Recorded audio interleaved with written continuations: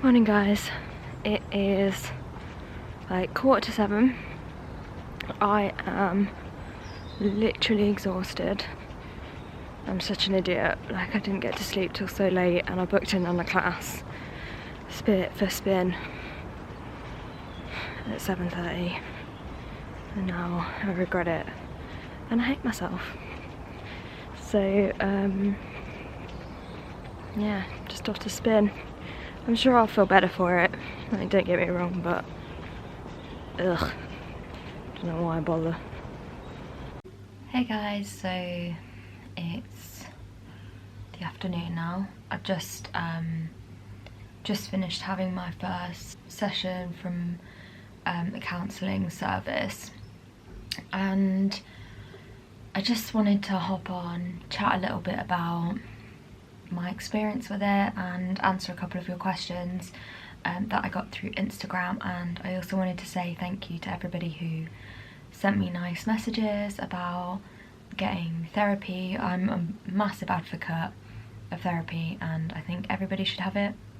Even if you don't think you have a mental health illness, it's just such a really important thing to understand yourself better.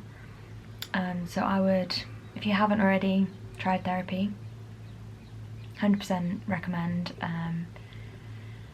Yeah, there's lots of different types to try out and I can talk you through a little bit of my experience now. One of the questions that I got was, what is the process like?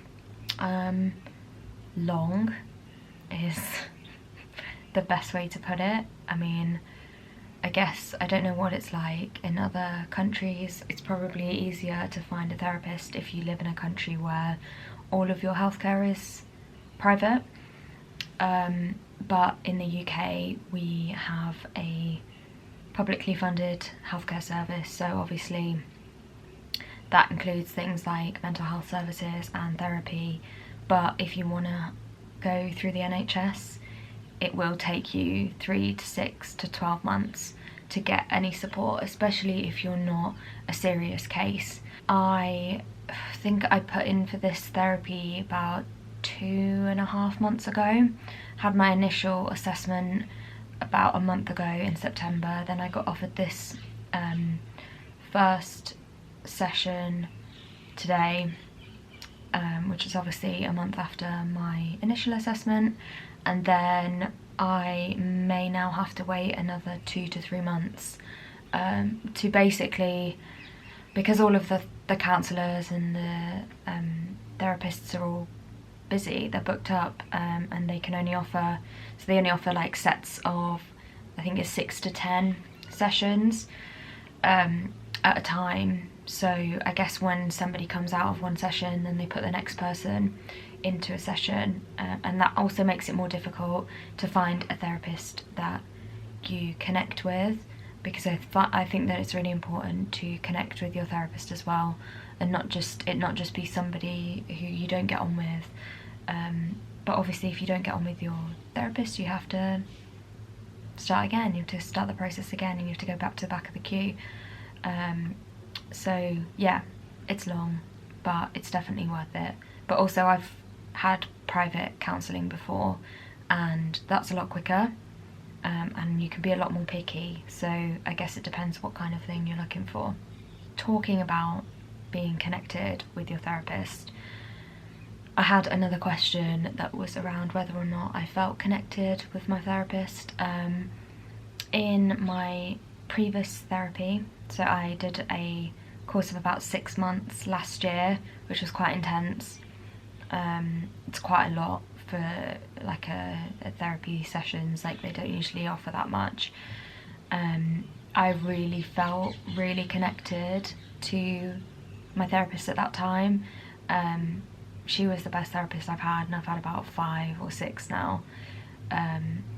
She was so good at empathizing, not making you feel like guilty or not making you feel bad about your emotions. And yeah, and like literally in our last like few sessions we like cried together, and she like cried when she experience some of the things I experienced. So yeah, I really felt like I connected with her, and that was a really positive experience for me.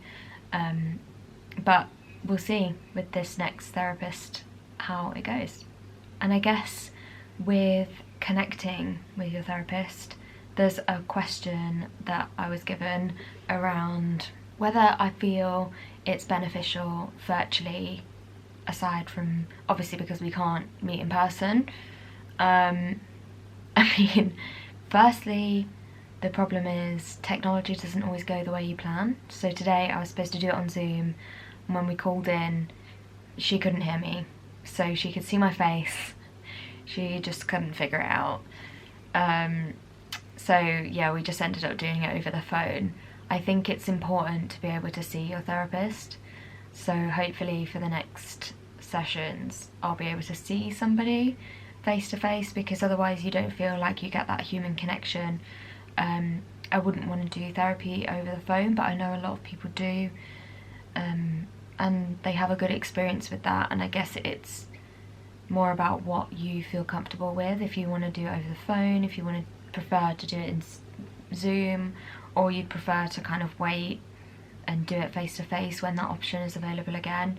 I do really like face to face. I feel like I can connect with my therapist a lot easier, and I feel like I can emote, and I don't feel like I'm like, I don't know, I guess telling a story to a colleague. I feel like I'm able to share my experiences easier when I'm face to face.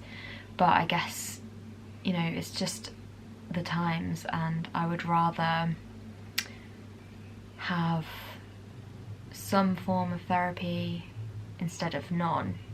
So I guess that's like the second best option, via Zoom. Yeah, just let me know if you guys have any more questions about what it's like having therapy or doing it online. My current therapy is just a talking therapy. I'm not going through any CBT, but I have also done that in the past. So let me know if you have any questions about that, and I will happily jump on and answer more questions for you. Thanks so much for watching, guys, and I will see you all tomorrow for another round of What's Laura Doing in Her House? Bye.